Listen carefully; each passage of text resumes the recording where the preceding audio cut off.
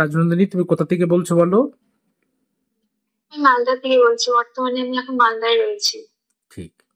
আমরা আজকে সরাসরি অনলাইন কনসালটেন্সি করলাম। রাজনন্দিনী, সর্বপ্রথম ম্যাজিক্যাল ঘটনা, যে একটা দোকানে 10 টাকা পেন্ডিং ছিল সেটা পেড করা হয়েছে কালকের উইদিন 24 আওয়ার্স, সেটা বলে দেওয়া হলো। এবং তোমার উত্তর পশ্চিম কোণে একটা কয়েন রাখা আছে, 10 টাকার কয়েন, সেটার সাল পর্যন্ত বলে দেওয়া হয়েছে। তুমি ওটা দেখে হতবাক হয়ে উঠলা, যেটা কিভাবে সম্ভব বলা।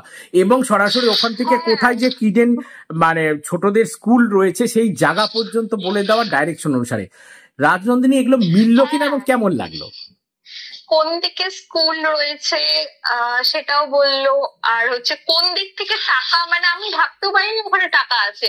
ঠিক। মানে ইনফ্যাক্ট এটাও বলে দিচ্ছে যে টাকার সাথে কত নাম্বার জড়িত আছে, মানে কত সালের টাকা এটা, একদম ওটাই বেরিয়ে এসেছে। ঠিক এটা ঠিক মানে ঠিক কিছু বলার নেই, এখানে এখানে কোনো প্রশ্ন করার নেই, মানে এটা শুধু মাথা নিচু করে কথা শোনো, একদম মেনে এক্স্যাক্টলি নাও সবকিছু। Exactly exactly. রাজনন্দিনী, তুমি সম্পূর্ণ স্যাটিসফাই তো? ঠিক ঠিক আছে, তুমি ভালো থাকো, আনন্দে থাকো এবং সুখে থাকো। জয় মা।